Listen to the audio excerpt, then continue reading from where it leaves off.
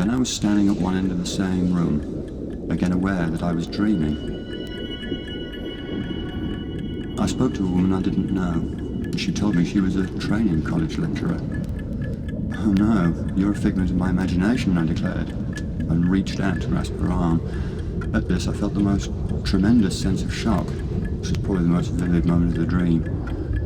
She was so real, solid, warm and fleshy. I remember thinking, it's exactly like holding a living arm. Yet I knew I was dreaming the contact.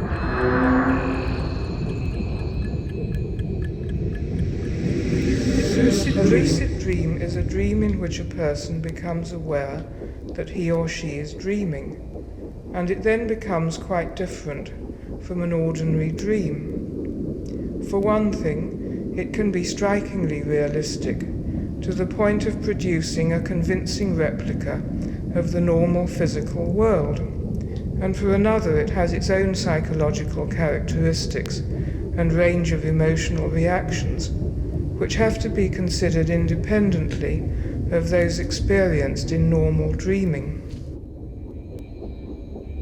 Dreams in which the subject considers the question of whether he is dreaming are called pre-lucid dreams. They share some of the characteristics of lucid dreams. The dreamer is usually in a realistic-seeming physical environment and mentally alert. He has an intellectual curiosity about his situation, which leads him to ask himself questions and perform experiments, which may sooner or later lead him to conclude that he is dreaming. If he does not come to the correct conclusion, the dream continues to be a non-lucid dream. The following two examples were reported by a German psychologist, Dr. von Mers-Messmer.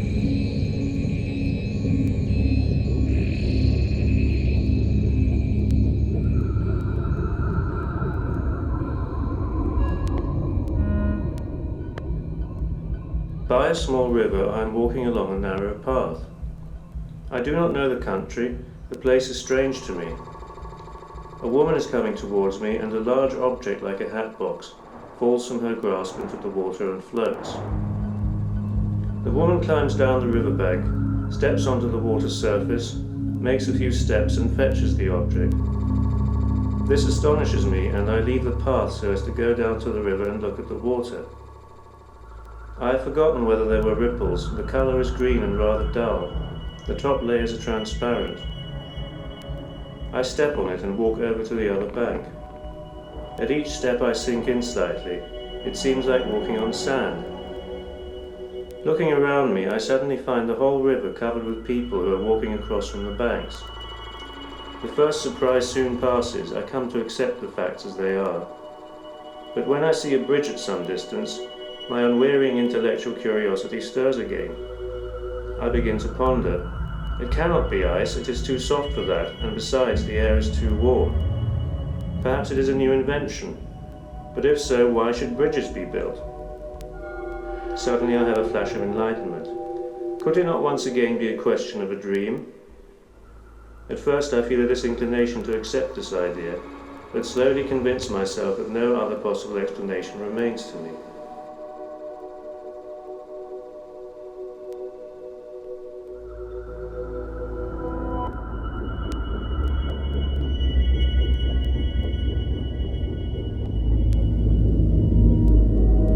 From the top of a fairly flat, unknown mountain, I look out over a wide plain towards the horizon. The thought occurs to me that I do not know at all what time of day it is.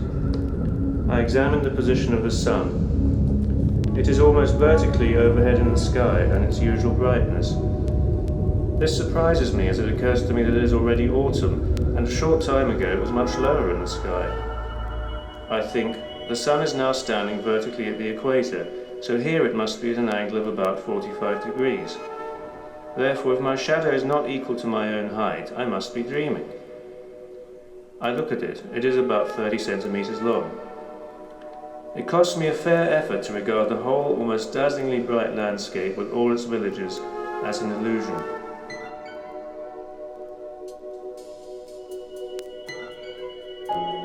Anything that strikes the subject as incongruous may lead him to ask himself questions and to come to the conclusion that he is dreaming. However, the imagery in the dream may modify itself as if in answer to the subject's questions, and he may fail to conclude that he is dreaming, as this dream reported by the physicist Ernst Mach demonstrates. At a time when I was much occupied with problems about space, I dreamed I was walking in a wood.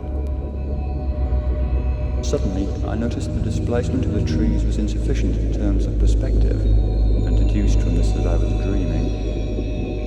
Immediately, deficiencies in the displacements were made good.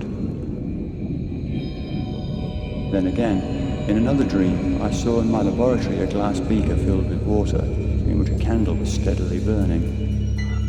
Where does it get the oxygen? There's oxygen absorbed in the water, but where do the gases which result from combustion come away? Now bubbles began to rise from the flame, and my mind was set at rest.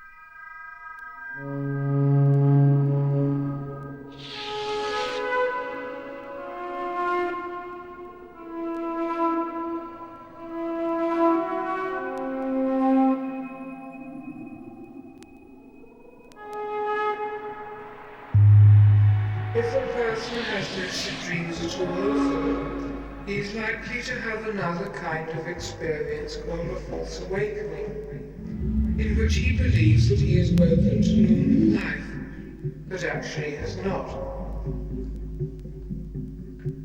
These experiences may be thought of as falling into classes,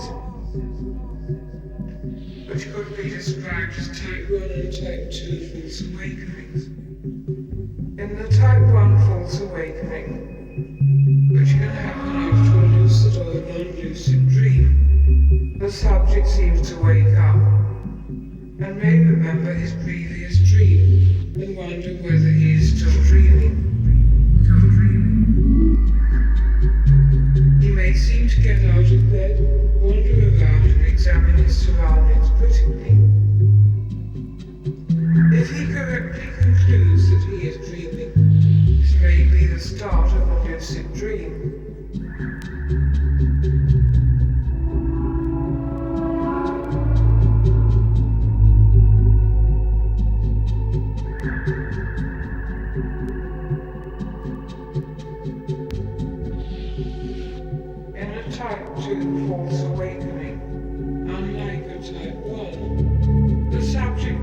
cannot seem to move from his or her bed. Indeed, often seems to be paralyzed, and the atmosphere is described as charged or eerie. In such a state, the subject may see apparitions. Oliver Fox, who cultivated out-of-the-body experiences, claimed that if a person realized his situation while having such a false awakening, he could enter an out-of-the-body experience by deliberately leaving his bed. Most reports of type 2 false awakening are made by people with some interest in lucid dreams and out-of-the-body experiences.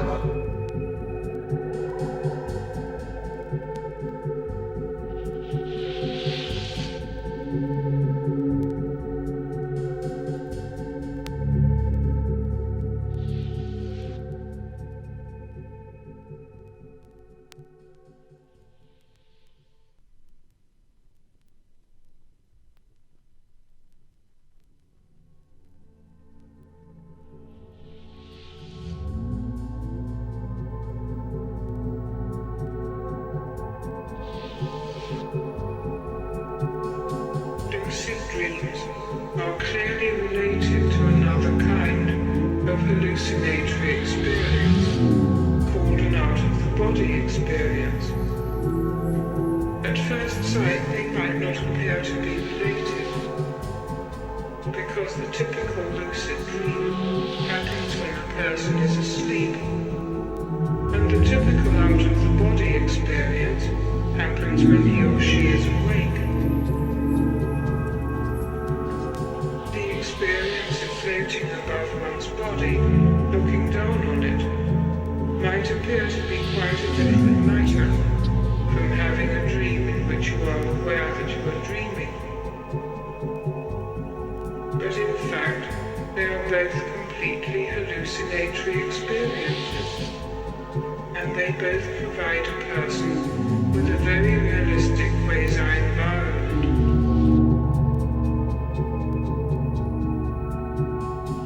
Most people who have had lucid dreams habitually have also had out-of-the-body experiences and had various techniques for making the transition from one type of experience to the other. Experiences sometimes occur which are intermediate between a lucid dream and an out-of-the-body experience, having some of the characteristics of each, and being difficult to classify as one rather than the other. An example of this is a dream of the Marquis d'Hervé de Saint-Denis, in which he visited the moon. Long-distance travel of this kind is more characteristic of out-of-the-body experiences than it is of lucid dreams. Last night I dreamt that my soul had left my body and that I was travelling vast distances with the speed of thought. I first of all found myself among a tribe of savages where I was present at a ferocious battle. However, I was not in the slightest danger, since I was both invisible and invulnerable. From time to time I looked at myself, that is to say, towards the place where my body would have been if I had had one, and I was able to assure myself that I no longer had one. I thought of visiting the moon and immediately found myself there. I saw volcanic soil, extinct craters and many other details, which were evidently the reproduction of things I had read or engravings I had seen. But they were all strangely enlarged and brought to life by my imagination. I was perfectly aware that I was dreaming, yet was far from convinced that there was nothing veridical in what I saw. The admirable distinctness of everything I looked at made me wonder whether perhaps my soul really had temporarily quitted its terrestrial prison. If this was really the case, it would after all be no more marvellous than many another mystery of creation.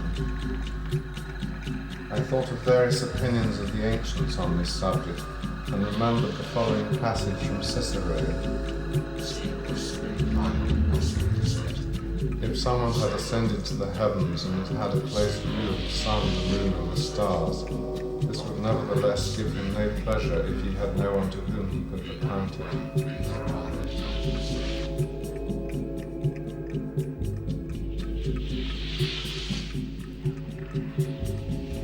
I immediately wished to return to earth and found myself back in my room.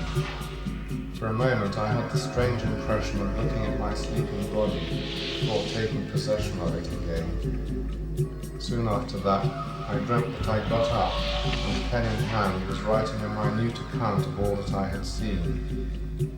Finally I really wake up. Almost immediately, innumerable small details of my experience, which a moment before had been perfectly distinct, vanished from my memory.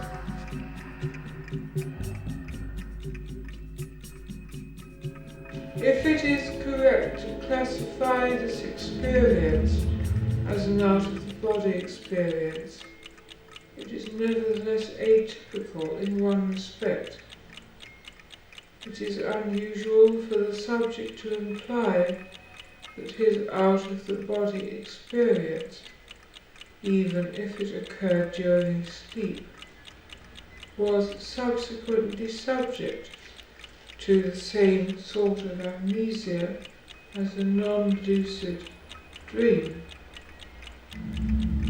On the contrary, it is more usual for a subject to say that his out-of-the-body experience is more memorable even than everyday waking experience.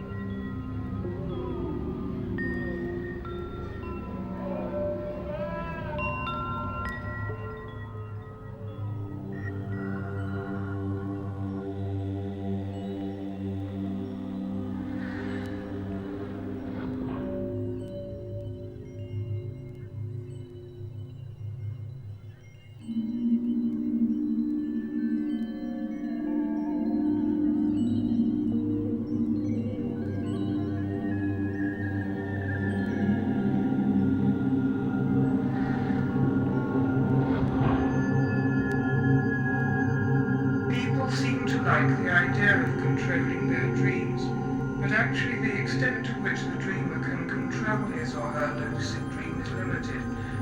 It is particularly difficult to change the scene of a dream, and lucid dreamers have evolved a variety of techniques for doing this, such as covering their eyes and their hands in the dream, while willing the scene to change and spinning on the spot, also while willing the scene to change. One habitual lucid dreamer found it necessary to use a television set for this purpose, so he had to try to find a house in his dream in which there might be a television set, and if the dream provided one which was in working order, he would adjust the controls until the picture on the screen conformed to the place he wished to go to, and then he could step into the screen and make the required transition. Direct attempts to change the scenery may result in effects such as those in the following dream, in which the dreamer was on a tube train and wished to find himself in Kew Gardens.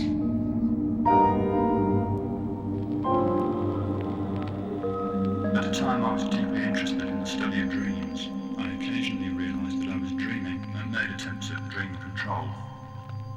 The most successful experiment I can recall was in connection with a dream in which I was a traveller on the underground. I decided that the glass house at Kew Gardens looked better than my surroundings. For that reason, I concentrated on the idea of this. Gradually, the roof of the carriage began to assume a dome-like appearance and become semi-transparent. The hands of the unfortunate passengers began to sprout twigs and leaves, and the legs of some of them to resemble stems. However, I woke up before the dream could develop any further. Lucid dreamers are sometimes successful in such enterprises as changing the colour of the sky or altering the season in the place in which they find themselves.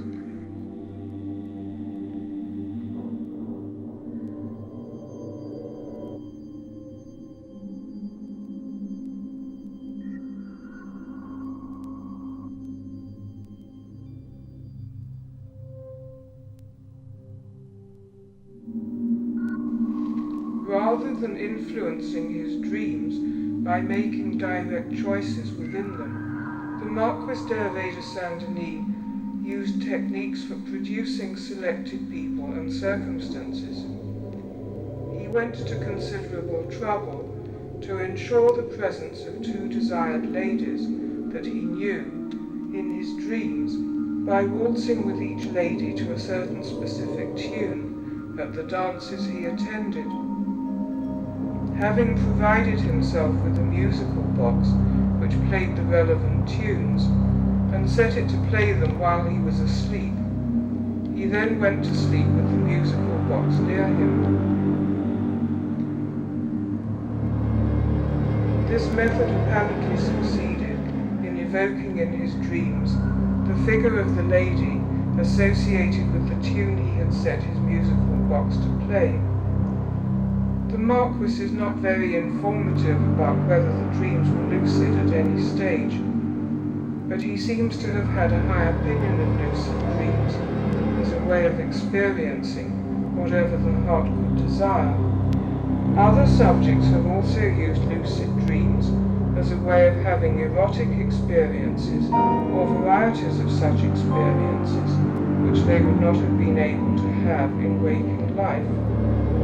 The subject of the following account was an elderly gentleman, now deceased, who used lucid dreams to supplement his otherwise meagre love life. Although this account is written as if by a friend of his, he acknowledged that these experiences were his own.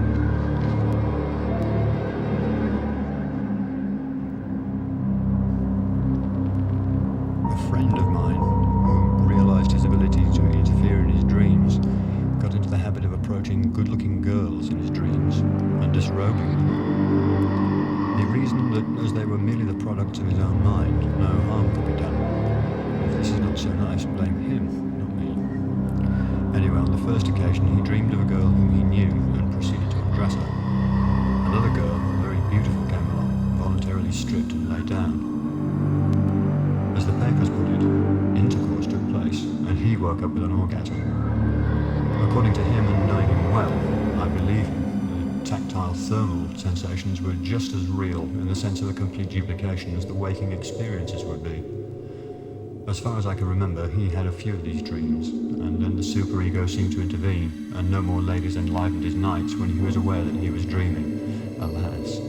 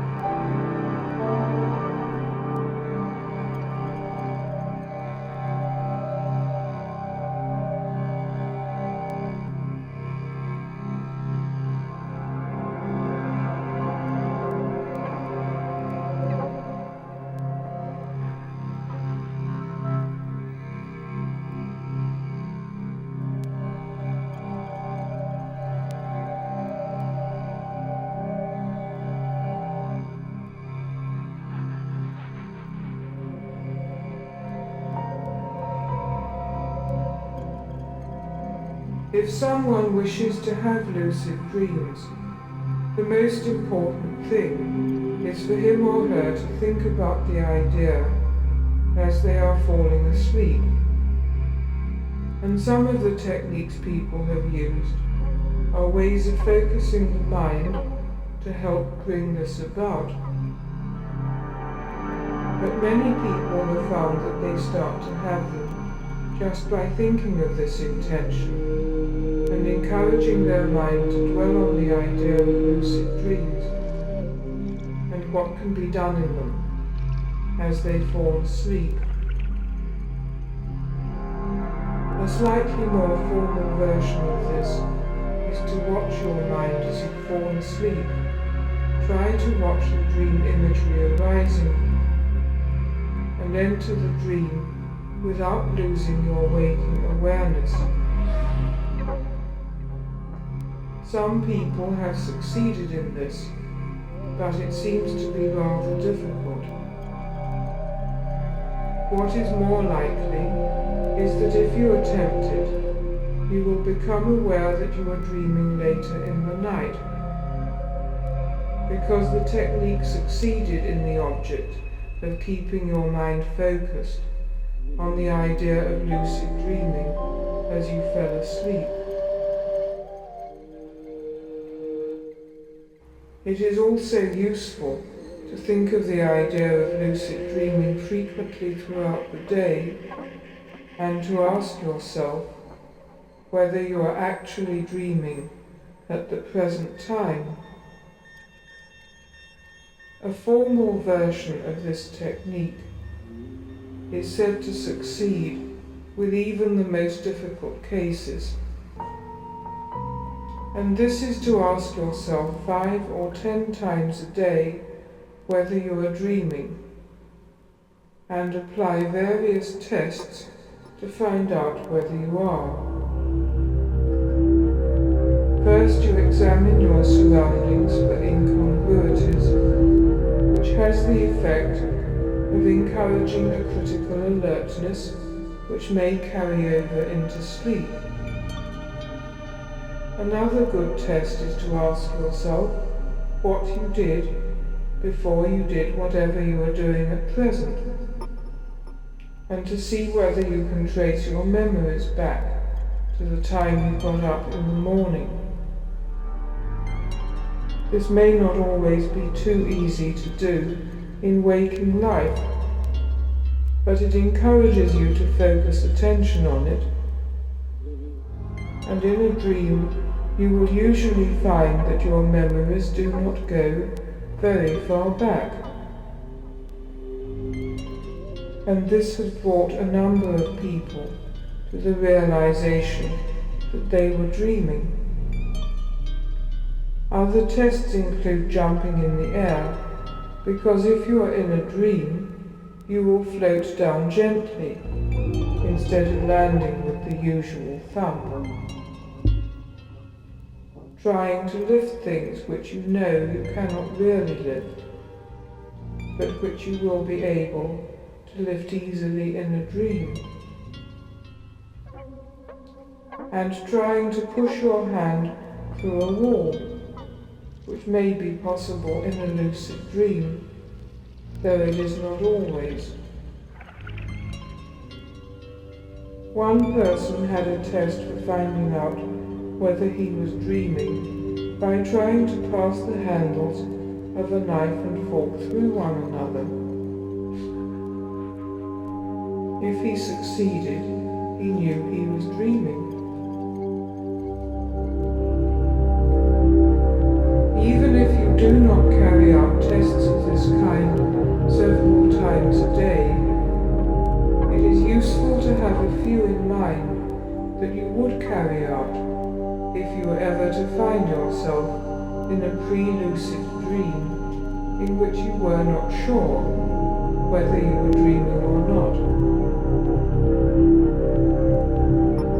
The early morning is a good time for having lucid dreams, and several lucid dreamers have recommended that when you first awake, you should keep yourself awake by reading a book or possibly even getting out of bed to ensure mental arousal, and then going back to sleep with the intention of having a lucid dream.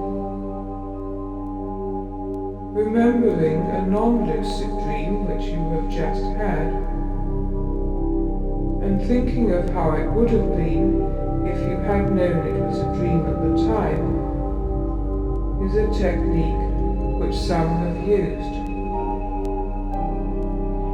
But really the point of this seems, as usual, to be mainly to focus the mind on the idea of having a lucid dream and what it is like to have one.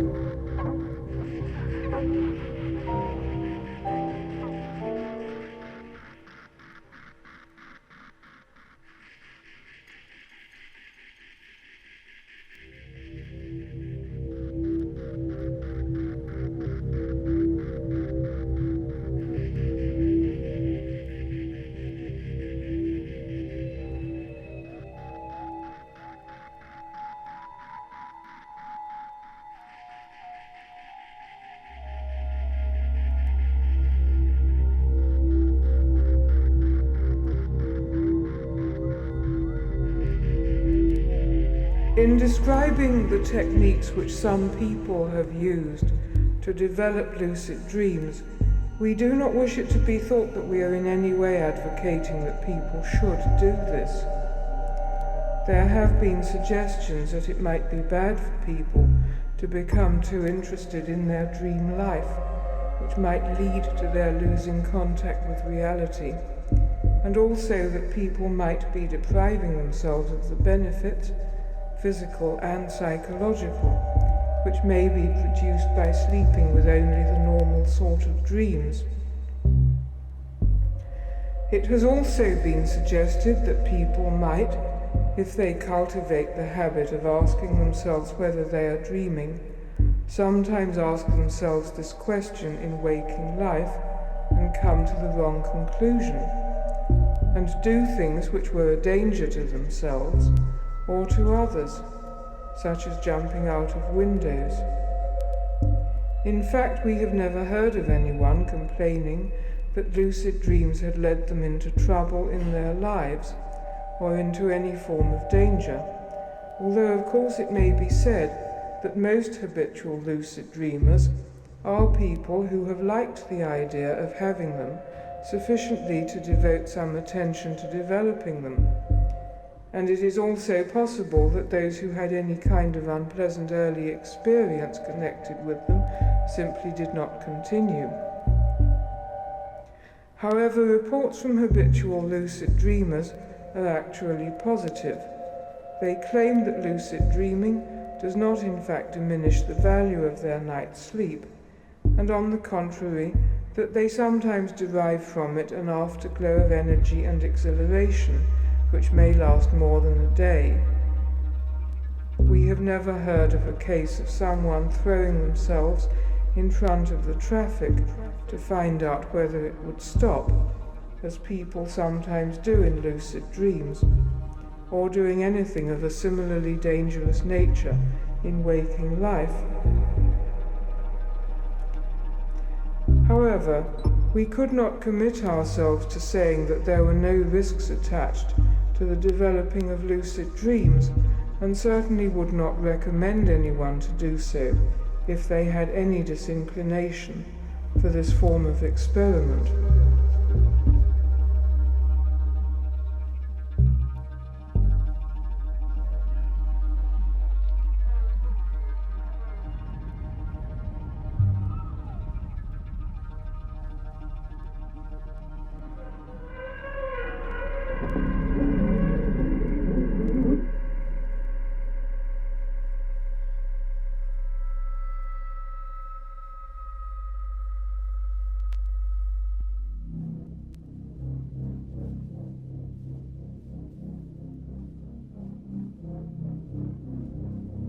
In fact, for many people, their first experience of lucidity in a dream has occurred in a nightmare, in which the dreamer recognizes that he is dreaming.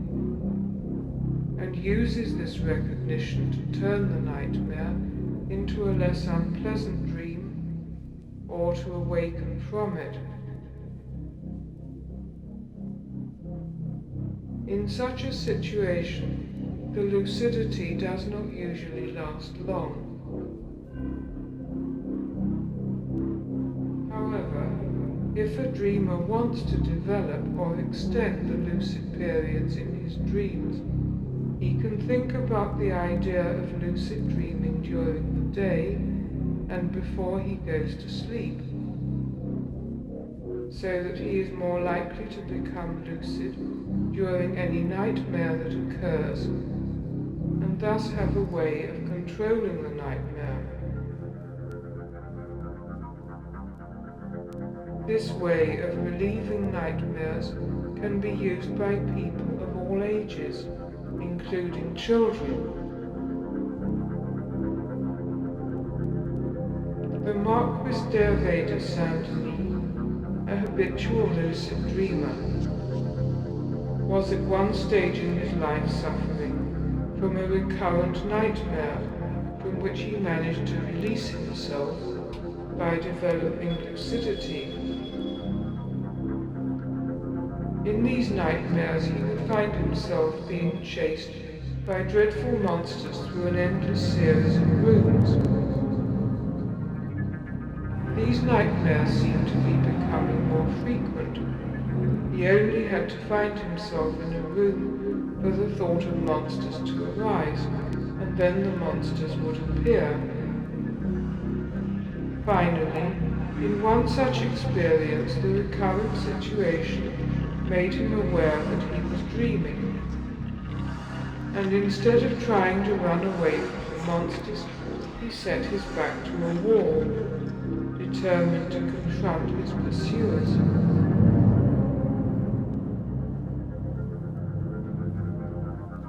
I stared at my principal assailant.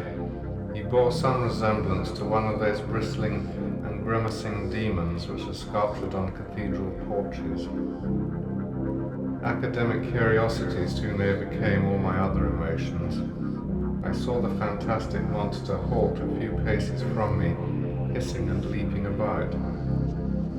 Once I had mastered my fear, his actions appeared merely burlesque. I noticed the claws on one of his hands, or paws I should say. There were 7 in all, each very precisely delineated. The monster's features were all very precise and realistic. Hair and eyebrows, what looked like a wound in his shoulder, and many other details.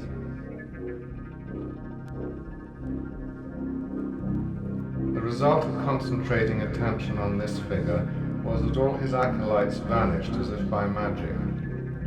Soon the leading monster also began to slow down, lose precision, and take on a downy appearance. He finally changed into a sort of floating hide, which resembled the faded costumes used as street signs by fancy dress shops at carnival time.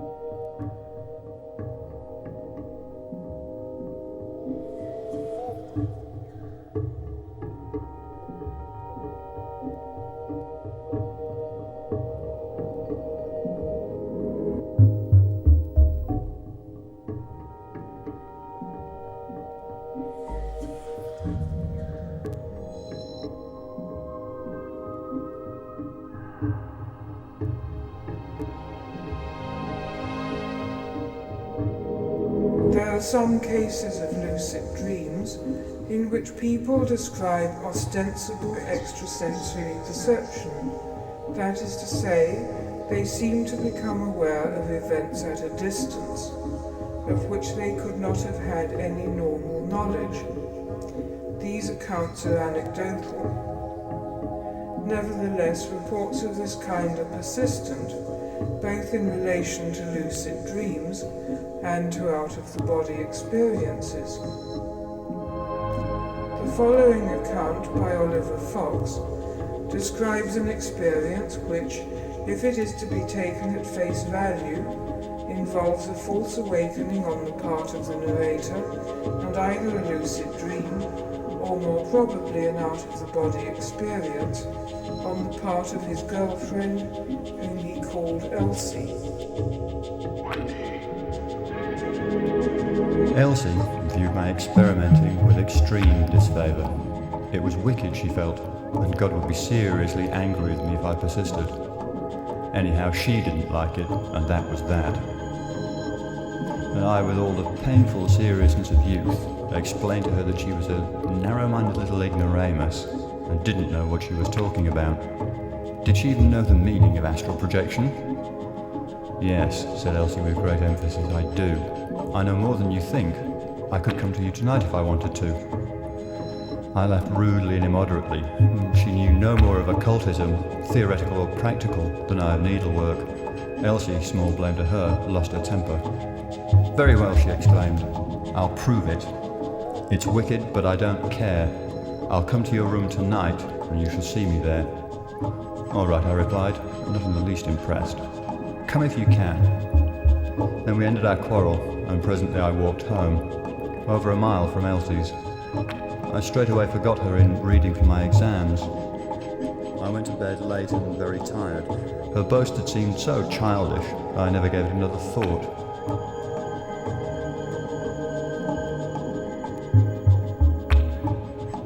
Sometime in the night, while it was still dark, I woke, but it was a false awakening. I could hear the clock ticking and dimly see the objects in the room. I lay on the side of my double bed with tingling nerves. Something was going to happen, but what? Even then I didn't think of Elsie. Suddenly there appeared a large, egg-shaped cloud of intensely brilliant bluish-white light. In the middle was Elsie, her hair loose and in her nightdress. She seemed perfectly solid as she stood by a chest of drawers near the right side of my bed. Thus she remained, regarding me with calm but sorrowful eyes, and running her fingers along the top and front side of a desk which stood on drawers. She didn't speak. For what seemed to be some seconds, I couldn't move or utter a word. Again, I felt the strange paralysis which I've previously noted. Wonder and admiration filled me, but I wasn't afraid of her. At last, I broke the spell. Rising on one elbow, I called her name, and she vanished as suddenly as she'd come. It certainly seemed to me I was awake now. I must note the time, I thought, but an irresistible drowsiness had overwhelmed me. I fell back and slept dreamlessly until morning. The following evening, we met and I found Elsie very excited and triumphant. I did come to you, she greeted me. I really did. I went to sleep willing that I would, and all at once I was there. This morning I knew just how everything was in your room, but I've been forgetting all day. It's been slipping away. Oh, that unscientific mind of hers. Why didn't she make notes? Well, despite her impatience, I wouldn't say a word about what I'd seen until she told me all she could remember. So although this experience can never be absolutely convincing to her or anyone else, it is at least to me. She described the following: the relative positions of the door, bed, window, fireplace, washstand, chest of drawers and dressing table. That the window had a number of small panes instead of the usual large ones. That I was lying, eyes open, on the left side of a double bed. I had never told her it was double, and seemed dazed. An old-fashioned pincushion, an unusual object in a man's room. A black Japanese box, covered with red raised figures. A leather-covered desk lined with gilt. Sunk plate on top for the handle to fall back into, standing on the chest of drawers. She described how she was running her fingers along a projecting ridge on the front of the desk. You're wrong in just one thing, I said later. What you took for a ridge was a gilt line on the leather. There's no projecting ridge anywhere. Oh, there is, said Elsie positively. I tell you, I felt it. But my dear girl, I protested, don't you think I know my own desk? I don't care, she said. When you go home, look at it, and you'll find a gilt ridge on the front side. I took her advice. The desk was placed front to the wall, and the hinges, which I'd quite forgotten, made a continuous projecting ridge, just as she described. Owing to its position, she'd naturally mistaken the back of the desk for the front. Though elated by her success, she still maintained that such experiments were wicked, and I could never persuade her to come to me again. I'm positive that Elsie, in the flesh, had never seen my room, for as she had never visited my home, she couldn't have had a peek without my knowledge, nor could she have obtained a description from any common friend. I'm also quite sure I'd never told her about the pincushion, Japanese box, or the desk.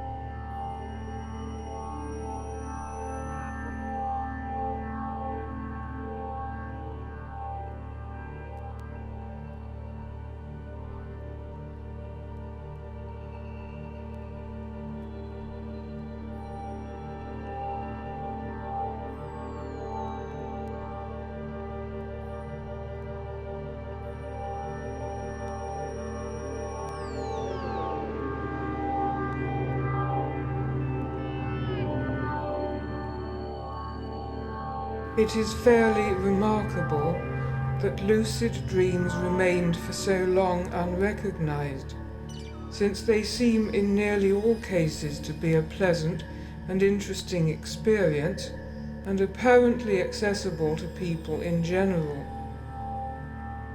The fact that they remained unrecognized, although potentially a common form of human experience, indicates how completely human beings are able to ignore features of reality which do not positively assist a worldview which they have decided to adopt. The fact that lucid dreams have remained unrecognized in this way makes it easier to find it credible that possible faculties such as extrasensory perception and psychokinesis might also have remained unrecognized. In the case of lucid dreams, it seems that they were found disturbing because of the doubt which they shed on the reality of the external world, and people derive a large part of their sense of security from a belief in the solidity and immutability of the physical objects which surround them. The fact that hallucinatory objects can appear to be convincing replicas of their physical counterparts is bound to suggest a doubt concerning the status of waking life. Descartes, for example, asked the question how we could ever know for sure that we were awake, since a dream could be indistinguishable from waking life. This is probably an indication that Descartes had lucid dreams, because ordinary dreams are usually fairly easy to distinguish from waking life. So perhaps it is not surprising that lucid dreams seem to have been recognized in the past in association with religious or mystical traditions which viewed the physical world somewhat askance. The Tibetan Buddhist tradition, for example, thought that enlightenment was to be achieved by recognizing the hallucinatory nature of the external world, and one of the techniques they used for achieving this was to encourage people to shut themselves up in situations of sensory deprivation, say in a small dark hut, until they began to have hallucinations. When the hallucinations became convincing and solid enough, these people could venture back into the daylight world. And if they had been successful, their hallucinatory figure would accompany them, even casting a shadow.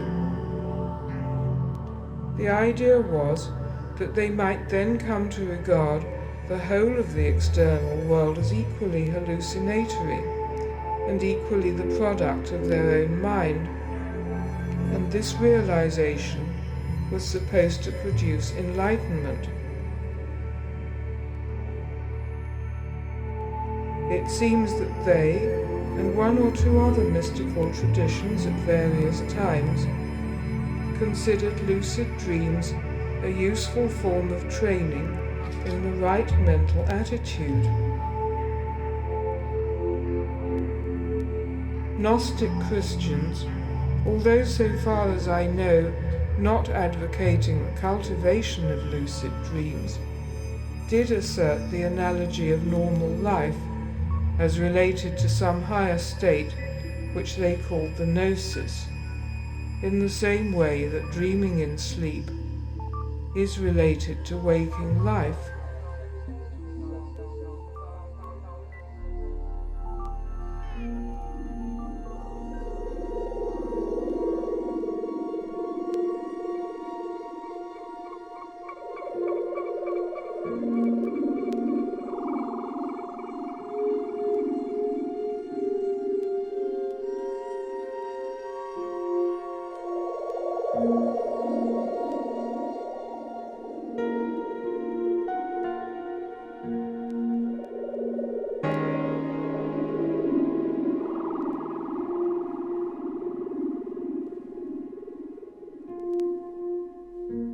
Most people live as if they were sunk in sleep and found themselves in disturbing dreams. Either there's a place from which they're fleeing, or without strength they come from having chased after others. Or they're involved in striking blows, or they're receiving blows themselves. Or they've fallen from high places, or they take off into the air, though they do not have wings. Again, sometimes it's as if people were murdering them, although there's no one even pursuing them. Or they themselves are killing their neighbours, for they've been stained with their blood. When those who are going through all these things wake up, they see nothing. They who are in the midst of these circumstances, for they are nothing. Such is the way of those who've cast ignorance aside as sleep, leaving its works behind like a dream in the night.